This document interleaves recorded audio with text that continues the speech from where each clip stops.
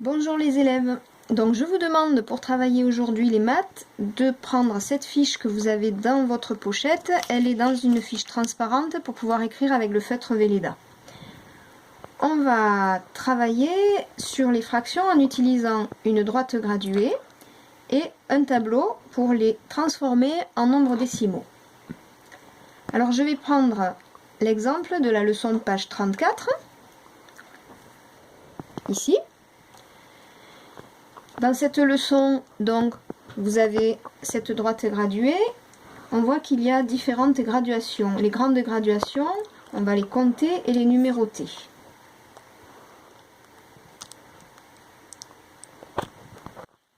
Ce que vous pouvez voir ici, j'ai numéroté de 1 à 10, ce qui signifie que l'unité 10 dixièmes va se trouver ici. Chaque graduation que je montre est un dixième. Il y en a 10. Ici, j'ai donc 10 dixièmes. Et chaque dixième est encore divisé, partagé en 10 graduations. Donc chacune de ces graduations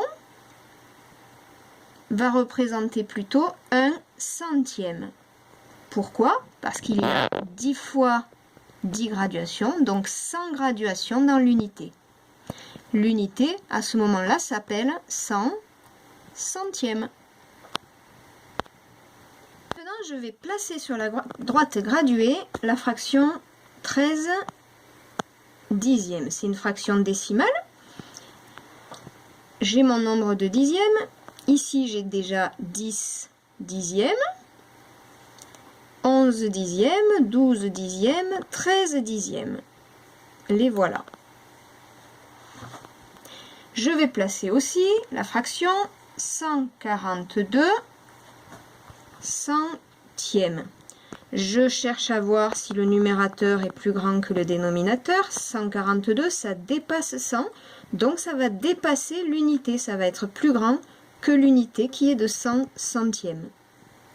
Je cherche 110, 120, 130, 140.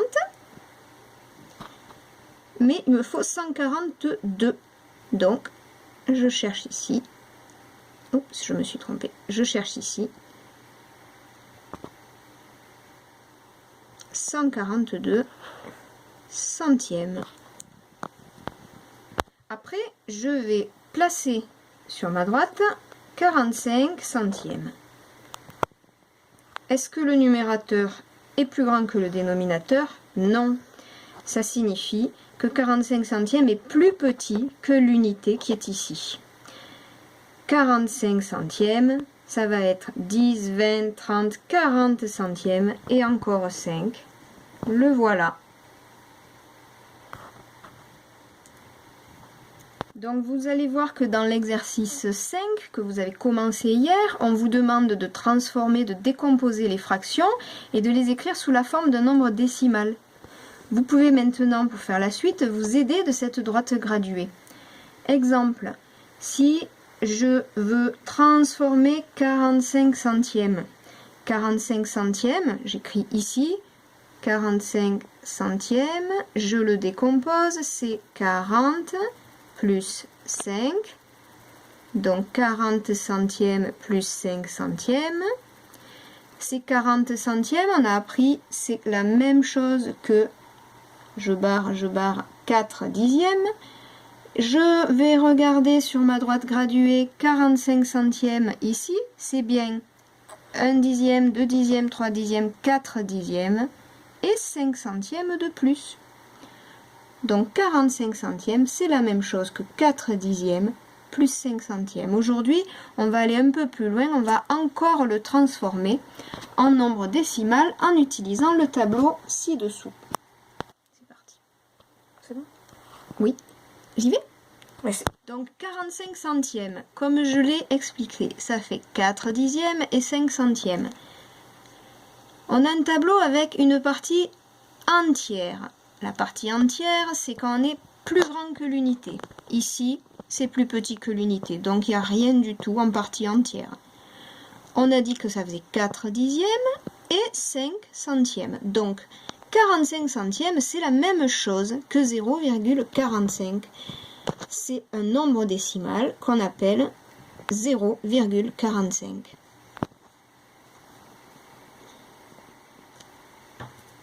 Maintenant, on va transformer 13 dixièmes en nombre décimal. 13 dixièmes, c'est la même chose que 10 dixièmes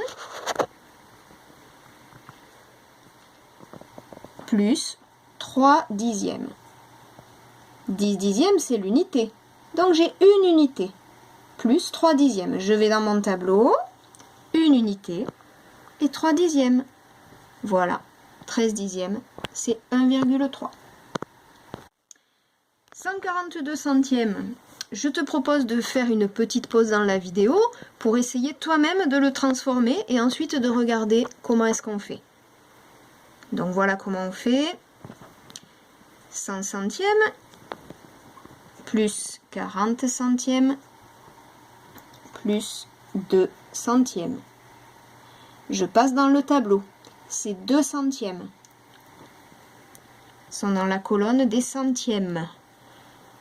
Ces 4 dixièmes sont donc dans la colonne des dixièmes. Et 100 centièmes, c'est une unité. 1,42. Alors maintenant, ça va être à vous de jouer en travaillant sur les exercices 5 et 6. Aidez-vous de ce tableau, je pense que ça peut vraiment vous éclaircir. Bon courage les élèves, à tout bientôt. Au revoir.